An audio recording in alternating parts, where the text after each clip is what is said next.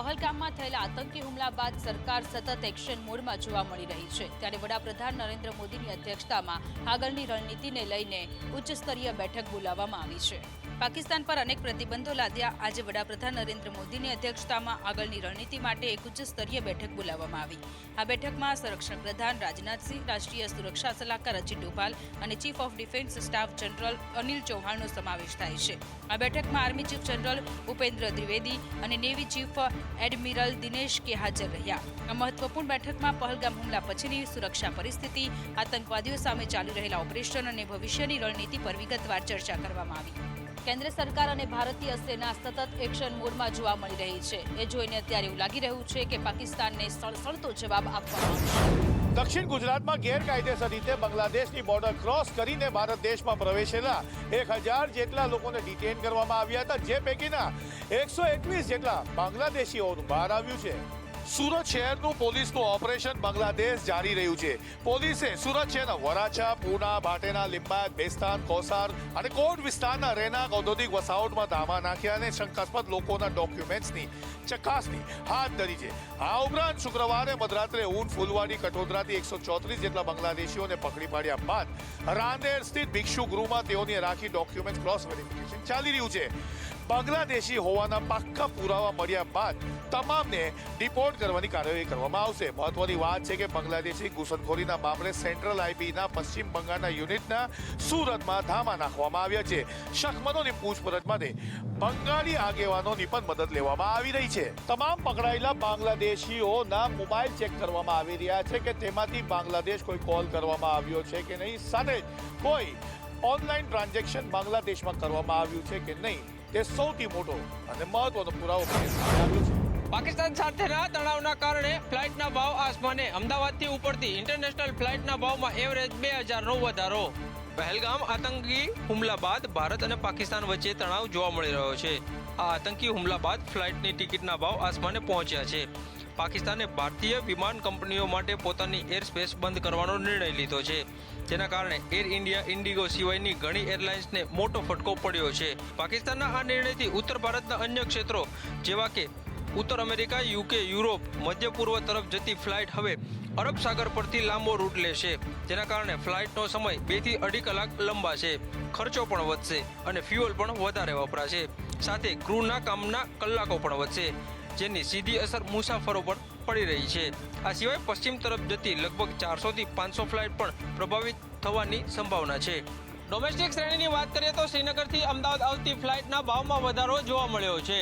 પહેલા જે 2 થી 3 હજારમાં ટિકિટ મળતી હતી તેની કિંમત હાલ 15,000એ પહોંચી છે। રાજ્યમાં હજુ આગામી 2 દિવસ કાળઝાળ ગરમી યથાવત રહેશે। રાજકોટ બીજા દિવસે પણ 46 ડિગ્રી તાપમાનમાં શેકાયું। રાજ્યમાં ભીષણ ગરમી પડી રહી છે। હવામાન વિભાગે આગામી 2 દિવસ સુધી કાળઝાળ ગરમીના સંકેત આપ્યા છે। પશ્ચિમ દિશાથી ફૂંકાતા ગરમ પવનના કારણે સતત લૂનો અનુભવ થઈ રહ્યો છે। લોકો કાળઝાળ ગરમીનો અનુભવ કરી રહ્યા છે। રાજ્યમાં મોટાભાગના શહેરમાં તાપમાનનો પારો 42ને પાર જતા અગન વર્ષાની સ્થિતિ અનુભવાઈ રહી છે। રાજ્યના 6 શહેરોમાં ગરમીનો પારો 42 ડિગ્રીને પાર પહોંચ્યો છે, તો 46.2 ડિગ્રી સાથે રાજકોટ રાજ્યનું સૌથી ગરમ શહેર છે। હજુ પણ 2 થી 3 ડિગ્રી તાપમાનમાં વધારો થાય તેવી શક્યતા કરાઈ રહી છે, જ્યારે રાજકોટમાં 2 દિવસ ઓરેન્જ એલર્ટ જાહેર કરાયું છે। હવામાન વિભાગની આગાહી અનુસાર કચ્છ અને સૌરાષ્ટ્રમાં 3 મે સુધી હીટવેવ રહેશે, જેમાં અમરેલી, સુરેન્દ્રનગર, મોરબી જેવા જિલ્લાઓનો સમાવેશ થાય છે।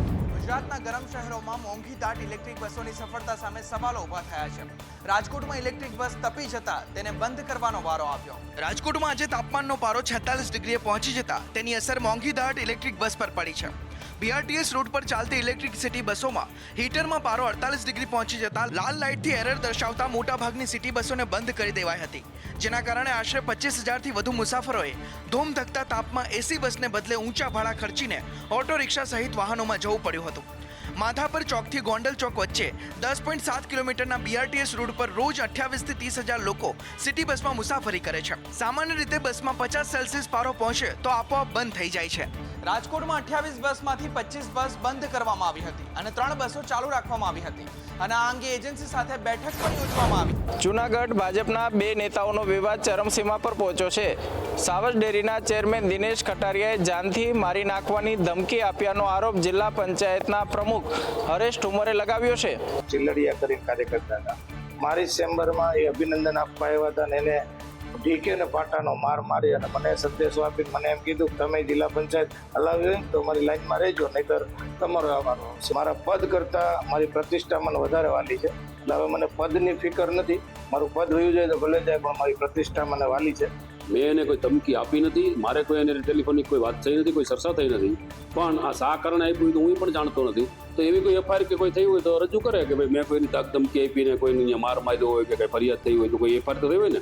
કોઈ દાગ ધમકી થઈ હોય, કોઈને પ્રમુખની ચેમ્બરમાં કંઈ બનાવ બન્યો હોય તો પ્રમુખમાં એનો એવિડન્સ હોય. પણ મારે કોઈ પ્રમુખ સાથે કોઈ કોમેન્ટ જ નથી, કોઈ નો કોમેન્ટ. પ્રમુખ હારે મારે કોઈ લેવા દેવાના. દેશમાં બીજો અને ગુજરાતમાં પહેલો એરફિલ્ડ રબર ડેમ તાપીમાંથી પસાર થતી અંબિકા નદી પર બનવા જઈ રહ્યો છે, જેનું ખાતમુહૂર્ત આજે મંત્રી કુંવરજી બાવળિયાના હસ્તે કરવામાં આવ્યું. તાપીમાં અંબિકા નદી ઉપર બનવા જઈ રહેલા એરફિલ્ડ રબર ડેમનું ખાતમુહૂર્ત કરાયું છે.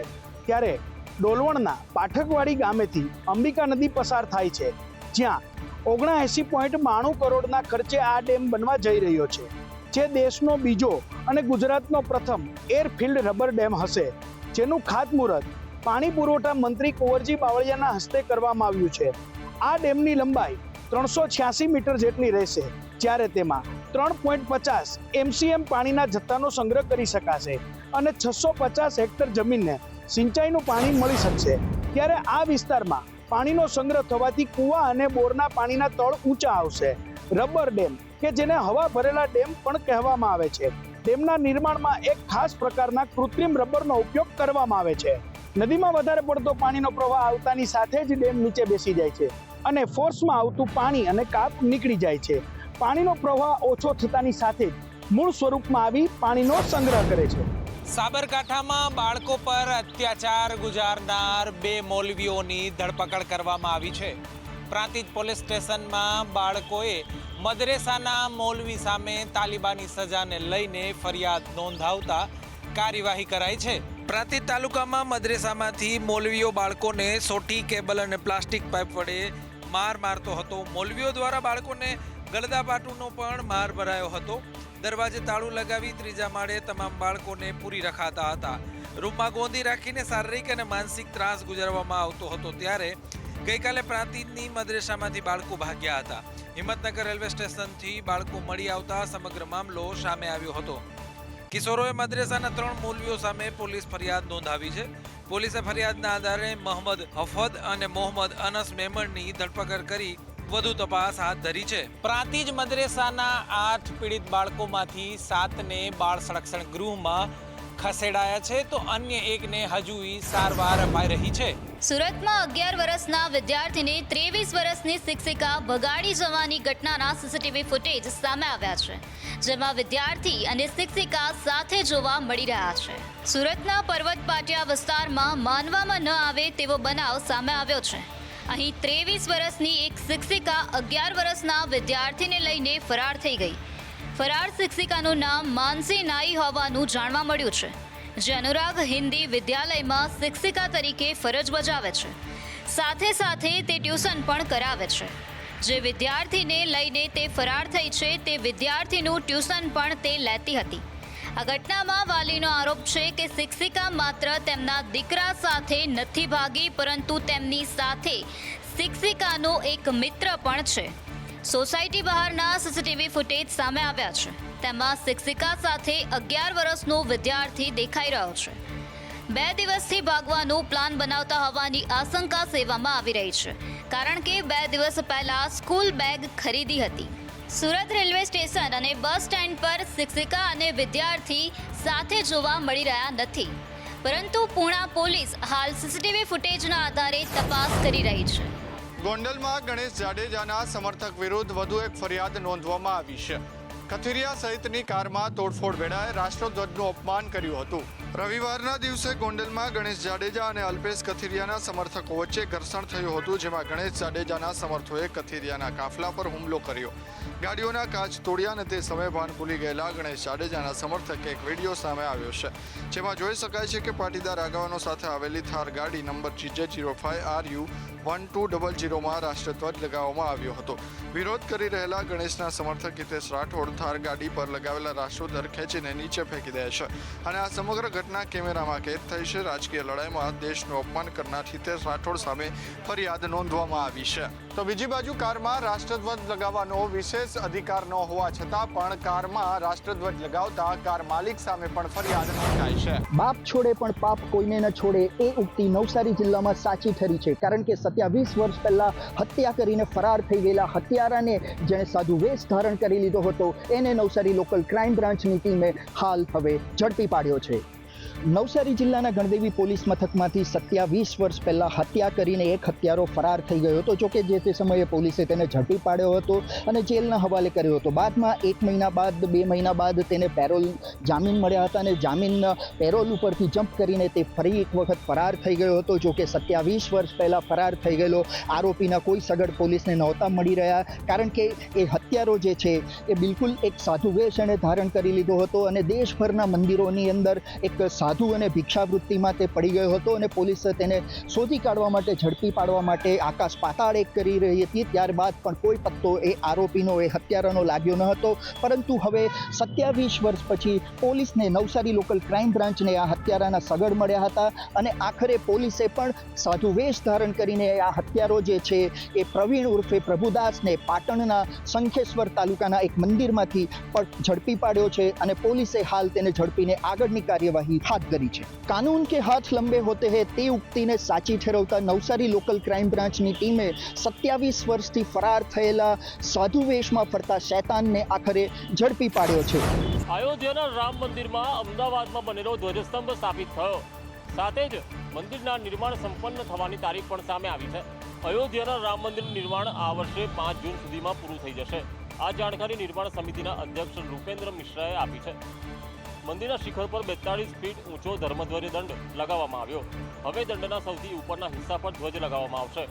રામ મંદિર ટ્રસ્ટના જણાવ્યા અનુસાર મંદિરનું શિખર 161 ફૂટ ઊંચું છે. આ ધ્વજસ્તંભ અમદાવાદની એક કંપની દ્વારા તૈયાર કરવામાં આવ્યો છે. ધજા લગાવ્યા પછી મંદિરની ઊંચાઈ 203 ફૂટ હશે. આ ધ્વજસ્તંભનું વજન 5.5 ટન છે અને તે પિત્તળથી બનેલો છે. તેનું આયુષ્ય લગભગ 100 વર્ષ છે. તેને 60 કારીગરોએ 7 મહિનામાં તૈયાર કર્યો હતો. રામ મંદિરની 800 મીટર લાંબી દિવાલોમાં 6 જેટલા મંદિરોનું બાંધકામ પૂર્ણ થયું છે અને આ મંદિરોમાં મૂર્તિઓ સ્થાપિત કરવાની પ્રક્રિયા આવતીકાલે એટલે કે 30 એપ્રિલના રોજ અક્ષય તૃતીયાથી શરૂ થશે.